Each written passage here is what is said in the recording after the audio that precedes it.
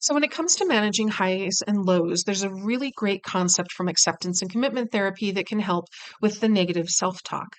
Now, in acceptance and commitment therapy, which is abbreviated as ACT, not ACT. So, when you're talking about acceptance and commitment therapy, you always say ACT, not ACT. There's a concept in ACT called diffusion. And what this refers to is the idea that when we have a thought that becomes a part of us, we are fused with that thought.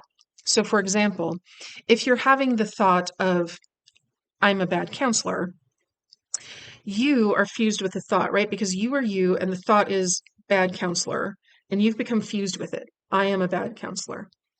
And when we have that thought and we're fused with it, it's very difficult to separate our emotions from that. And it starts to become who we are or who we're afraid that we are. And it can start to cause depression, anxiety, other mental health symptoms. So we want to be able to diffuse from that thought, right? We want to go back to you and the thought being two separate things. And the way we do that is we take one step back and we say, oh, I'm having the thought that I'm a bad counselor. And by saying, oh, I'm having the thought, you start to diffuse, right? You start to separate, like, oh, I am having the thought and not I am a bad counselor.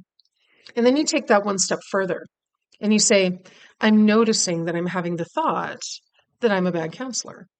So now you and the thought are completely separate because you're separated by the idea of you as the observer of your thoughts, as opposed to you being aligned and fused with your thoughts.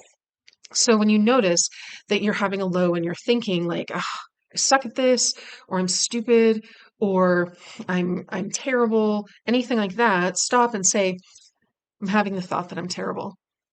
And then step back one step further in observation and say, I am noticing that I'm having the thought that I am terrible.